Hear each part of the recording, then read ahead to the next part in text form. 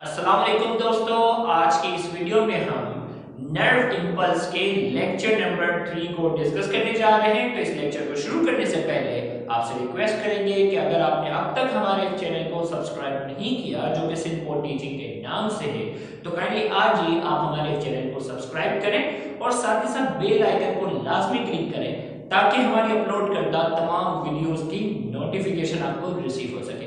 तो आइए हम नर्व इंपल्स के आज स्टेज नंबर 3 जिसका नाम था प्रोपगेशन ऑफ इंपल्स और स्टेज नंबर 4 को आज डिस्कस करेंगे जिसका नाम है साइनेप्स।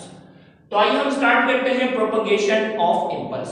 तो इसकी डेफिनेशन हमारे पास बनती है the temporary reversal of polarity moves along the entire neurolemma, this is known as propagation of impulse.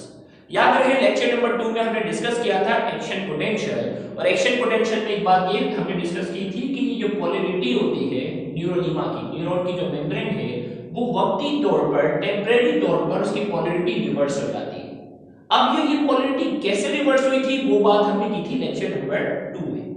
अब ये पोलैरिटी रिवर्स होने के बाद पूरी न्यूरोलीमा पर ये आगे बढ़ती है, प्रोपगेट करती है, मूव करती है। इसे हमने नाम दिया हुआ है प्रोपगेशन ऑफ इंपल्स का। प्रोपगेट का मतलब होता है आगे बढ़ना, और ये जो पोलैरिटी रिवर्स हो रही है लोकलाइज पार्ट में, ये पूरी न्यूरॉन की मेम्ब्रेन तक आगे मूव करेगी, उसे हमने नाम दिया हुआ है प्रोपगेशन ऑफ इंपल्स। अब यहाँ नोट करनी बड़ी अहम बात हम यहाँ डिस्कस करने जा रहे हैं, वो है after action potential sodium potassium pump removes 3 sodium ions outside the neurolema and take 2 potassium inside with the net gain of -1 charge in each cycle। अब हुआ ये था कि एक्शन पोटेंशियल के इब्तिदा पर ये था कि सोडियम जो था वो न्यूरोलीमा के अंदर बहुत सारा जमा हो गया, और पोटेशियम जो है लीकी पोटेशियम चैनल से निकलता हुआ बहुत सारा पोटेशियम बाहर चला गया। तो अब करना ये है कि बहुत सारे सोडियम को अंदर से निकालकर बाहर ले जाना है, और पोटेशियम जो बाहर चला गया था उसको क्या करना है, बाहर से अंदर की तरफ लाना है। तो इसके लिए हमारे पास जो है sodium potassium pump, it is an example of active transport, और वो एक्टिव ट्रांसपोर्ट की एक बेहतरीन एग्जांपल है जो कि हायर कंसंट्रेशन लोअर कंसंट्रेशन से चीजों को हायर कंसंट्रेशन पर ले जाने की क्या रखता है, सलाहियत रखता है। तो फर्स्ट ईयर वाले पार्ट में हमने एक्टिव ट्रांसपोर्ट को भी डिटेल में डिस्कस किया। तो अब होता ये है कि हर साइकिल में सोडियम पोटेशियम पंप क्या करता है कि 3 सोडियम आयन को वो बाहर ले जाता है और 2 पोटेशियम आयन्स को अंदर की तरफ लाता है। अब हमें मालूम है कि सोडियम भी जो है वो group 1A of the periodic table से इसका ताल्लुक है। 3 सोडियम आयन बाहर जाएंगे तो 3 पॉजिटिव चला जाएगा, बदले में पॉजिटिव 2 जो है वो अंदर आ रहा है, मतलब 2 पोटेशियम अंदर की तरफ आ रहे हैं। तो ओवरऑल अगर चार्ज की अगर हम बात करेंगे तो क्या होगा, with the net gain of 1 negative charge, एक नेगेटिव चार्ज का क्या होगा, इजाफा होगा। मिसाल के तौर पर एक दोस्त को मैं रोजाना जो है वो 3 रुपए देता हूं, बदले में वो 2 रुपए मुझे क्या करता है, रिटर्न कर देता है। तो मुझे क्या होता है, रोज 1 रुपया का जो है वो नुकसान होगा, रोज 1-1 रुपए की क्या आती जाएगी, कमी आती जाएगी। तो सेम यही है कि सोडियम पोटेशियम पंप हर साइकिल में 3 सोडियम आयंस को बाहर ले जाता है सेल से, बदले में 2 पोटेशियम को अंदर लेकर आता है with the net gain of 1 negative charge in each cycle. Her cycle के नतीजे में एक नेगेटिव चार्ज का क्या होगा, इजाफा होता रहेगा। इस तरीके से वो अंदरूनी एनवायरनमेंट यानी रेस्टिंग मेम्ब्रेन पोटेंशियल के नेगेटिव एनवायरनमेंट को क्या रखता है, बरकरार रखता है। अब हमने नर्व इंपल्स के 3 स्टेज जाकर जो है वो मुकम्मल किए, resting membrane potential, action potential और प्रोपगेशन ऑफ इंपल्स। अब हम बात करने जा रहे हैं साइनेप्स की। साइनेप्स की अगर हम बात करने जा रहे हैं तो अब हम ये बात करने जा रहे हैं कि एक न्यूरॉन से दूसरे न्यूरॉन पर नर्व इंपल्स कैसे ट्रांसफर होगा, एक न्यूरॉन से दूसरे न्यूरॉन पर ये नर्व इंपल्स कैसे मुंतकिल होता है, ट्रांसफर होता है, उसकी बात करते हैं। तो सबसे पहले हम साइनेप्स की डेफिनेशन की बात करेंगे। The point where 2 neurons are connected with each other is known as synapse. वो पॉइंट, गौर से सुनिएगा, वो पॉइंट जहां 2 न्यूरॉन आपस में कनेक्टेड होते हैं उस पॉइंट को हमने नाम दिया हुआ है साइनेप्स। अब न्यूरॉन का स्ट्रक्चर हम पहले ही डिस्कस कर चुके हैं। अगर फॉर एग्जांपल मैं रफ सी डायग्राम से स्पीड से अगर बताता हूं ये न्यूरॉन का जो पार्ट था, अब ये एक्सोन आ गया, एक्सोन के बाद ये आ गया एक्सोन टर्मिनल। अब ये दूसरा न्यूरॉन आया ना, ये मैं दूसरा न्यूरॉन यहां बनाता हूं। तो दूसरे न्यूरॉन का एक डेंड्राइट वाला पार्ट होगा। गौर से देखो, पहला वाला जो न्यूरॉन है ना, ये यहां खत्म हुआ, ये एक्सोन टर्मिनल है, और दूसरा न्यूरॉन जो स्टार्ट हो रहा है उसका डेंड्राइट वाला पार्ट, ये दोनों आपस में क्या होते हैं, कनेक्टेड होते हैं। ये दोनों आपस में क्या होते हैं, कनेक्ट होते हैं। फिर इसका ये क्या हो गया, एक्सोन टर्मिनल आ गया, फिर दूसरा न्यूरॉन जो है उसका डेंड्राइट वाला पार्ट आ जाएगा, ये आपस में क्या होते जाएंगे, कनेक्टेड होते जाएंगे। और ये वाला जो पार्ट पूरा होगा ना, ये कहलाएगा साइनेप्स। तो साइनेप्स की अगर हम बात करते हैं, वो पॉइंट जहां दो न्यूरॉन आपस में एक दूसरे के साथ लिंक्ड होते हैं, उस पॉइंट को हमने नाम दिया हुआ है साइनेप्स। अब स्ट्रक्चर ऑफ साइनेप्स की अगर हम बात करते हैं तो इसका मैकेनिज्म हमें समझ में आएगा। Structure of synapse, synapse consist of 3 parts, 3 हिस्से हैं। Pre synaptic membrane, synaptic cleft, post synaptic membrane. अब देखो, एक बात तो ये डिसाइड हो गई ना कि पहला जो है वो एक्सोन टर्मिनल है और दूसरा क्या है, डेंड्राइट है। तो ये जो मैंने मैग्नीफाई करके जो पार्ट बनाया है, इसमें जो पहला जो हिस्सा है ये शो कर रहा है एक्सोन टर्मिनल को। This is the axon terminal. Okay, मैंने यहां लिख दिया ये एक्सोन टर्मिनल है। और जो दूसरा वाला जो नीचे वाला हिस्सा है ये क्या होगा, डेंड्राइट होगा। तो मैंने यहां इस पे लिख दिया कि ये डेंड्राइट है। ये पहले न्यूरॉन का एक्सोन टर्मिनल है और ये दूसरे न्यूरॉन का डेंड्राइट है। ये डेंड्राइट वाला पार्ट आ गया। बीच में जो गैप नजर आ रहा है ना, वो कहलाता है साइनेप्टिक क्लेफ्ट। क्लेफ्ट का मतलब होता है गैप। अब साइनेप्स के बीच में जो गैप होता है उसे हम कहते हैं synaptic cleft. This is synaptic cleft. ये साइनेप्टिक क्लेफ्ट है। और साइनेप्टिक क्लेफ्ट से जो पहले मेम्ब्रेन आ रहे हैं, साइनेप्टिक क्लेफ्ट से पहले जो मेम्ब्रेन आती है उसे कहते हैं प्री साइनेप्टिक मेम्ब्रेन, और जो साइनेप्टिक क्लेफ्ट के बाद आती है उसे कहते हैं पोस्ट साइनेप्टिक मेम्ब्रेन। जैसे इस वक्त जो मेरा लेक्चर जो ज्यादातर स्टूडेंट सुन रहे हैं, ये ज्यादातर प्री मेडिकल के स्टूडेंट। मेडिकल यानी आप एमबीबीएस की एजुकेशन, बीडीएस की, तो मेडिकल से पहले वाले स्टेज में जो है, इसलिए आप कहलाते हो प्री मेडिकल। तो साइनेप्टिक क्लेफ्ट से जो पहले की जो मेम्ब्रेन है ये कहलाती है प्री साइनेप्टिक मेम्ब्रेन। ये प्री साइनेप्टिक मेम्ब्रेन कहलाती है।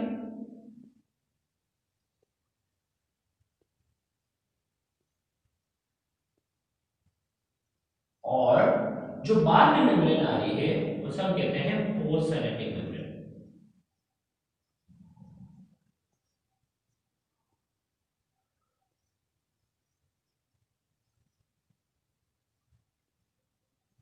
ये हो गया पोस्ट साइनेप्टिक मेम्ब्रेन।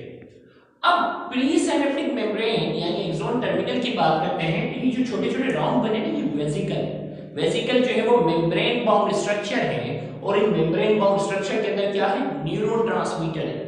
न्यूरोट्रांसमीटर वो केमिकल होता है जो एक न्यूरॉन से दूसरे न्यूरॉन पर जाकर ट्रांसफर होता है, जबकि हार्मोन जो होता है वो केमिकल होता है जो ब्लड के जरिए एक जगह से दूसरी जगह जाता है। ये बेसिक डिफरेंस है इसका। तो यहां हमने कहा कि ये वेसिकल है,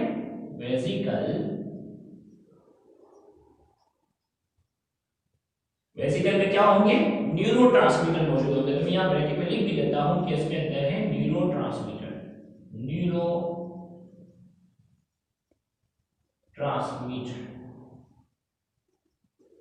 और पोस्ट साइनेप्टिक मेम्ब्रेन के पास रिसेप्टर होता है। पोस्ट साइनेप्टिक मेम्ब्रेन के पास रिसेप्टर होता है, और रिसेप्टर का काम होता है न्यूरोट्रांसमीटर को क्या करना, डिटेक्ट करना। तो अब देखो भाई, pre synaptic membrane, post synaptic membrane और साइनेप्टिक क्लेफ्ट, इन तीनों की डेफिनेशन अगर मैं यहां बोर्ड पे लिखने जाऊंगा तो ज्यादातर नोट्स के चक्कर में हम लग जाएंगे, समझ नहीं सकेंगे, जगह नहीं बन रही थी। तो इस वीडियो के एंड में आपके पास जो है वो साइनेप्स, प्री साइनेप्टिक मेम्ब्रेन की डेफिनेशन नोट्स के में जो है वो स्क्रीनशॉट पिक्चर लेकर जो है वो इस वीडियो के एंड में जो है वो मौजूद होगी। तो इस वीडियो को आप एंड तक देखिएगा, उसमें आपके पास पेपर में कैसे लिखना है pre synaptic membrane, synaptic cleft, post synaptic membrane. तो कराची टॉप स्टूडेंट की कॉपी से जो है वो पिक्चर लेकर वो रखी हुई है, एग्जैक्ट नोट्स मेरे अपने बने हुए हैं, लेकिन लिखने का जो अंदाज होगा वो कराची टॉप स्टूडेंट की कॉपी से है, तो वहां से देख लीजिएगा, तो उसमें पूरा लिखा होगा। तो इसमें आपने जो प्री साइनेप्टिक मेम्ब्रेन में क्या लिखना है, it is the membrane of axon terminal. Synaptic cleft में क्या लिखना होगा, it is the narrow space between pre synaptic membrane and post synaptic membrane. और पोस्ट साइनेप्टिक मेम्ब्रेन में क्या लिखना होगा, it is the membrane of dendrites of other neuron. ये दूसरे न्यूरॉन की क्या होगी, डेंड्राइट्स की मेम्ब्रेन होगी। अब जो मेन बात है हमें डिस्कस करना है, mechanism of transmission of nerve impulse from one neuron to another. एक न्यूरॉन से दूसरे न्यूरॉन पर, एक न्यूरॉन से दूसरे न्यूरॉन पर ये नर्व इंपल्स कैसे मुंतकिल होता है, कैसे ट्रांसफर होता है, हम उसकी बात करने जा रहे हैं। अब देखिए होता ये है कि जैसे ही ये रिवर्सल ऑफ पोलैरिटी, ये रिवर्सल ऑफ पोलैरिटी जैसे ही यहाँ एक्सॉन टर्मिनल पर पहुंचती है, तो यहां से ओपन हो जाते हैं कैल्शियम चैनल्स। कैल्शियम चैनल्स जो है वो ओपन होते हैं, जिसके जरिए कैल्शियम आयंस जो होते हैं वो सेल के अंदर दाखिल हो जाते हैं। और ये कैल्शियम आयन सेल के अंदर जैसे ही दाखिल होते हैं, ये इस वेसिकल को प्री साइनेप्टिक मेम्ब्रेन के साथ फ्यूज करवा देते हैं। प्री साइनेप्टिक मेम्ब्रेन के साथ उसे क्या करवा देते हैं, फ्यूज करवा देते हैं। ओके भाई, ये वेसिकल जो है इसको प्री साइनेप्टिक मेम्ब्रेन के साथ इन्होंने करवा दिया फ्यूज। चलो ये फ्यूज हो गया। जैसे ही ये वेसिकल प्री साइनेप्टिक मेम्ब्रेन के साथ फ्यूज हो गए, तो न्यूरोट्रांसमीटर जो होता है वो साइनेप्टिक क्लेफ्ट में जाकर क्या हो जाता है, पहुंच जाता है। अब देखो मैंने यहाँ शो किया कि ये जो रिवर्सल ऑफ पोलैरिटी जो है वो यहाँ तक पहुंच गई प्लस चार्ज से। वरना नॉर्मली क्या होता है रेस्टिंग मेम्ब्रेन पोटेंशियल में अंदरूनी एनवायरनमेंट जो होता है वो पॉजिटिव होता है, नेगेटिव होता है सॉरी, और बाहर का जो एनवायरनमेंट होता है वो पॉजिटिव होता है, रेस्टिंग मेम्ब्रेन पोटेंशियल। डायग्राम में शो किया कि ये रिवर्सल ऑफ पोलैरिटी यहां पहुंची, उन्होंने कैल्शियम चैनल्स को ओपन किया, जिसके जरिए कैल्शियम आयंस जो है वो एक्सॉन टर्मिनल में दाखिल हुए। उन्होंने प्री वेसिकल को प्री साइनेप्टिक मेम्ब्रेन के साथ फ्यूज करवा दिया। जैसे ही फ्यूज करवाया, न्यूरोट्रांसमीटर जो है वो साइनेप्टिक क्लेफ्ट में आ गए, और साइनेप्टिक क्लेफ्ट में आने के बाद वो रिसेप्टर पर अटैच हो जाते हैं। साइनेप्टिक क्लेफ्ट में आने के बाद वो पोस्ट साइनेप्टिक मेम्ब्रेन के रिसेप्टर के साथ क्या होते हैं, अटैच होते हैं। और ये रिसेप्टर के साथ जैसे ही अटैच होते हैं, तो यहाँ की पोलैरिटी भी क्या हो जाती है, यहाँ की पोलैरिटी भी जो है वो रिवर्स हो जाती है, और ये प्रोपोगेट करता हुआ एक न्यूरॉन से दूसरे न्यूरॉन पर ये जो पोलैरिटी है ये आगे बढ़ती जाएगी। इस तरीके से एक न्यूरॉन से दूसरे न्यूरॉन पर नर्व इंपल्स ट्रांसफर होता है। तो मैकेनिज्म में क्या होगा, एंड में वीडियो के एंड में पूरा लिखा हुआ आपको मिलेगा, लेकिन वर्ड्स क्या होंगे वो मैं बता रहा हूं। When the nerve impulse reaches the axon terminal, calcium channels are open. As a result of this, calcium ions are entered inside the cell, which causes the fusion of vesicle with the presynaptic membrane. As a result of this, neurotransmitter is released in the synaptic cleft. When the neurotransmitter attach with the receptor of postsynaptic membrane, as a result of this, nerve impulse is transferred from one neuron to another neuron. तो जो ये अल्फाज सुन रहे हैं exact इस अल्फाज को आप नोट्स की शक्ल में लिख सकते हो, वही आपको वीडियो के एंड की शक्ल में लिखे हुए मिलेंगे। तो यहाँ चलकर नर्व इंपल्स का आज ये टॉपिक जो है वो मुकम्मल हुआ। अगर आपको हमारे लेक्चर समझ में आया है, पसंद आया है, तो काइंडली वीडियो को लाजमी लाइक करें, कमेंट में अपना फीडबैक लाजमी दें। याद रहे आपका फीडबैक हमारे लिए मोटिवेशन होता है, आपके फीडबैक हमें मोटिवेट करते हैं, जिसकी वजह से हम ज्यादा से ज्यादा लेक्चर रिकॉर्ड करते हैं। तो कमेंट करना मत भूलिएगा, और इस वीडियो को ज्यादा से ज्यादा शेयर करके अपना हक जरूर अदा करें। याद रहे बहुत से ऐसे स्टूडेंट हैं जो गवर्नमेंट कॉलेजेस के बाद एक्सपेंसिव कोचिंग सेंटर्स को अफोर्ड करने की सलाहियत नहीं रखते। तो आपका इन वीडियोस को ज्यादा से ज्यादा शेयर करना, उन तक पहुंचाना आपके लिए सबका आचार्य बन सकता है। Thank you very much. Allah Hafiz.